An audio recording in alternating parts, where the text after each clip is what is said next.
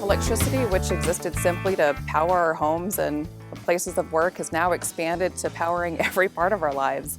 Electricity allows for us to FaceTime with our families, automate agriculture, and powers the devices that save lives. As a young child, I remember when our power would go out, the priority was, is there food in our freezer going to ruin?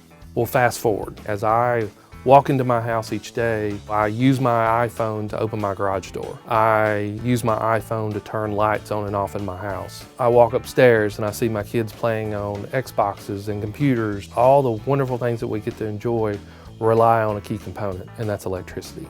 ODEC and its 11 not-for-profit electric cooperative members strive to provide reliable and affordable power to meet the growing needs of their communities.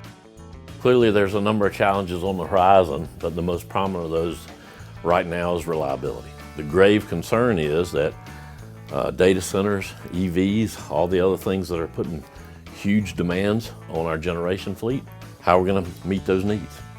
Reliable electricity is so important. Being a dairy farmer, we have to milk our cows at least twice a day and make sure that they have access to water.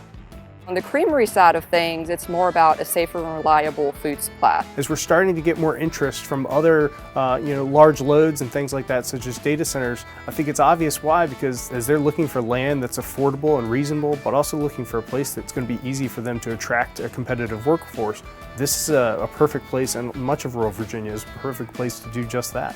Electric cooperatives in Virginia have been serving data centers for over a decade.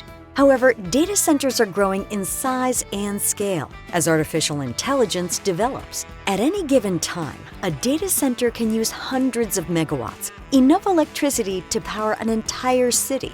It's becoming more difficult to add generation at this time due to uncertainty of new environmental regulations. Also, we're seeing additional retirements of generation due to both economic reasons and also environmental regulations. PJM's internal market monitor published a report that estimated between now and 2030 an additional 24,000 to 58,000 megawatts in the PJM footprint could retire due to these reasons. Well, here at Cowart Seafood, we shuck and process oysters, which we send up and down the East Coast and as far west as Iowa. Power is so important to our business because the oyster cannot be out of refrigeration for over 4 hours.